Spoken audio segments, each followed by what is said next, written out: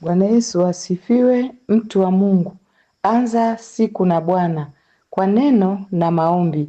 Neno la Mungu li hai tena lina nguvu. Neno letu la leo tarehe 11 Machi 2026 linatoka katika kitabu cha Ufunuo wa Yohana mlango wa 3 mstari wa 20, nalo linasema, tazama nasimama mlangoni nabisha, mtu akiisikia sauti yangu na kuufungua mlango, nitaingia kwake, nami nitakula pamoja naye na yeye pamoja nami. Mpendwa, jifunze. Mungu anapenda ushirika na wewe. Jifunze pia kusikiliza sauti ya Mungu. Mpendwa, je, wewe umefungua moyo wako kwa Yesu? Je, wewe unaisikia sauti ya Yesu? Tafakari.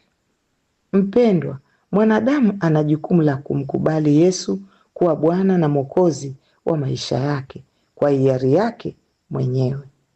Mpendwa, mtu anapaswa kufungua moyo wake mwenyewe kumkaribisha Yesu. Yesu habomoi mlango ili kuingia moyoni mwako, bali anabisha ili wewe mwenyewe binafsi, tena kwa hiari yako, umfungulie. Kufungua mlango maana yake ni kumkubali Yesu awe Mwokozi wa maisha yako, kutubu dhambi, kumruhusu Yesu atawale maisha yako. Mpendwa, hakuna mtu anayeweza kufungua mlango kwa niaba ya mwingine. Mtu anapaswa kufungua moyo wake bila kulazimishwa na mtu yeyote. Ni uamuzi wa mtu mwenyewe. Kisha Yesu anakuwa Bwana wa maisha yako. Roho Mtakatifu anakaa ndani yako na maisha yako yanabadilika kwa kuwa na maisha mapya. Uongozi wa Mungu unaingia na unapewa nguvu ya kushinda dhambi. Mpendwa, neno tazama lina maana ya kuamsha umakini wa mtu na kuzingatia kinachosemwa. Yesu anataka watu wasikilize kwa makini ujumbe wake wa wokovu alioleta.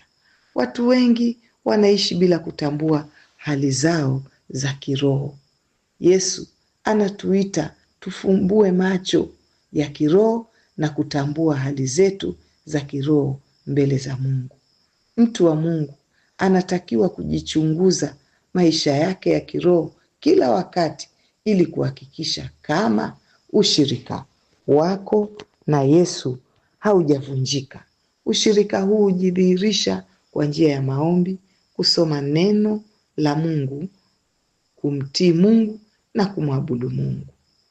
Mpendwa, sauti ya Mungu husikika kwa namna mbalimbali kupitia neno la Mungu, Roho Mtakatifu na kwa mafundisho sahihi ya neno la Mungu kutoka kwa watumishi wa Mungu. Sauti hii husikika ikiita kwa upole ili uweze kumkaribisha Yesu atawale maisha yako. Hata sasa sauti hii inabisha mlangoni mwa moyo wako. Isikie ili umwamini na kumpokea Yesu Kristo kuwa Bwana na Mwokozi wa maisha yako. Yesu atakusamehe dhambi zako zote na kukupa uzima wa milele. Omba sala hii. Bwana Yesu, naomba unisamehe dhambi zangu zote. Ninatubu kwako. Nimefungua moyo wangu. Ingia ndani yangu sasa. Nami ninakukiri Yesu kuwa Bwana na Mwokozi wa maisha yangu. Amina. Mpendwa, ikiwa umeomba sala hii kwa imani, sasa umeokoka.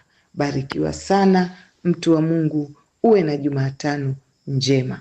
Ni mimi mwalimu Joyce Yona Makala. Amina.